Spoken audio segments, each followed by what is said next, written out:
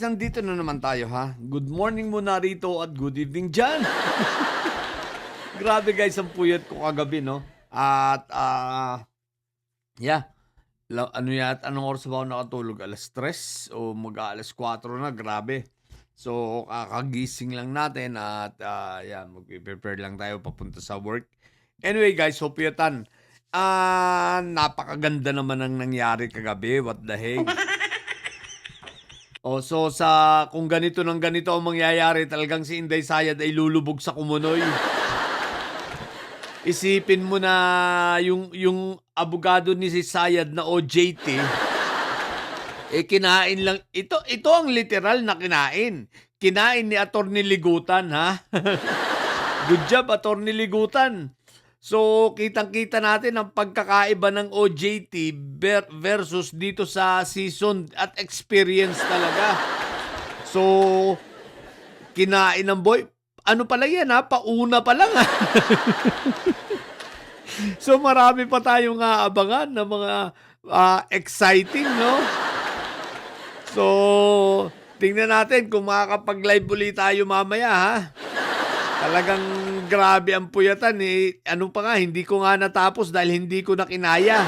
So, titingnan ko na lang yung manonood na lang ako mamaya doon sa kung ano nangyari sa mga bandang huli sapagkat hindi ko na kaya kagabi. Talagang suko ako, tulog. Anyway guys, so makikita natin, kitang-kita na natin rito yung mga pagkakaiba. Kasi guys, ang inaasahan ko dati, nung akala ko, nung marinig ko yung mga lawyers dito ni Inday Sayad, itong kay Fortune Law Office, kay Narbasa. Tapos alam ko, parang hindi ko nakikita yung anak ni anak ni Butike, ni Attorney Tablatalo. Di ba meron yan, yung anak ni Butike? Lawyer din ni Inday Sayad. Ewan ko, hindi ko nakikita. Pero, kung ito ang klase ng mga lawyers, what the heck? Di ba kahit hindi ka object, ang tawag na nga natin dito kay Narbasa, Narbasa pa naman apelido, no? Si Mr. Objection. Kaya lang, nale-lecturean, kulang na lang, lecturean ni Quick Melt, no? Tsaka ni, Attorney Ligutan, pero kudos sa dalawa, ha? Kay Senator Chis, ngayon ko lang nakikita, kita nyo, ha? Talagang dapat tama lang na siyang naging presiding officer. Otherwise, naku po Rudy, mahihirapan si Senator Win Gatchalian dito dahil kita mo kung gaano ka-technical. Even yung procedures, no, yung court procedures, ang magaling si Quick Melt, no? At syempre, ang highlights pa rin doon, walang iba kundi hindi magpapapigil itong yung magkapatid na si Raulo, yung dalawang kawatano, no?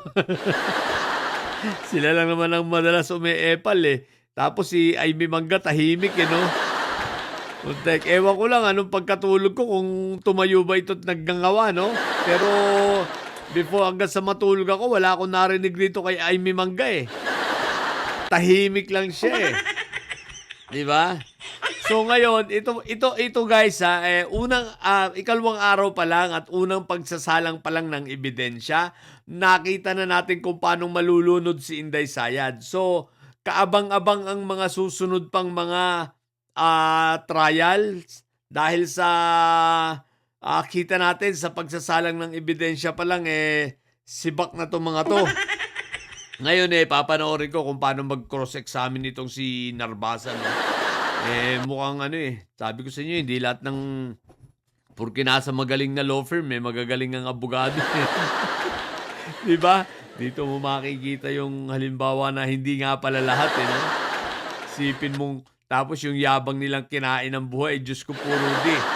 Kung ito yung mga nangkain ng buhay kay Kong Luistro, lalo itong si Manay Lolit, nako po, kitang-kita na. Alam na sa bagay. Mahirap naman kasi talaga ipagtanggol. Paano mo ngayon? Kagabi, di na maka-object sa video. Paano mo kayo object yung video? May timestamp, di ba? So, hirap na hirap din itong hirap na hirap din itong mga abogado ni Sayad, talagang ang iniisip nila, paano pa sila makakapag-object ng marami. Kung ako naman sa mga ito, tatanga-tanga rin, kahit mag-o-object sila, denied naman ng denied. Patatagalin lang nila, di ba? Delaying tactics lang. Pero ang ending, yun pa rin. Tapos nadagdagan na nga sila ng 2 abogado pa di ba? Galing sa senator judges Isipin mo, may +2 pa sila, import. Pati si yung 2 magkapatid na Bobong Cayetano, naging lawyer na ni Inday Sayad, no? What the heck? So, yun lang muna. Mag-aabang pa tayo, guys, ha? So, magpe-prepare lang ako. Ligo, sabay pasok. So, abangan pa natin. Unang, ano pala yan? Unang patikim pa lang yan sa atin. Talagang ang sarap na.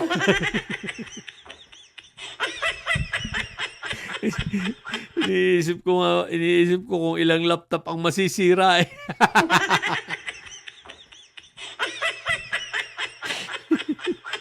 Baka naman bumili na si Sayad ng mumurahing laptop, pambato lang.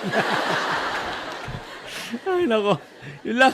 Sa mga bobo didilis at may side dyan nyo, ang tatay nyo ay preso, ang BP nyo ay bobo, manatili kayo mga bobo at may side sapagkat ang may side ay laging high blood. Bye!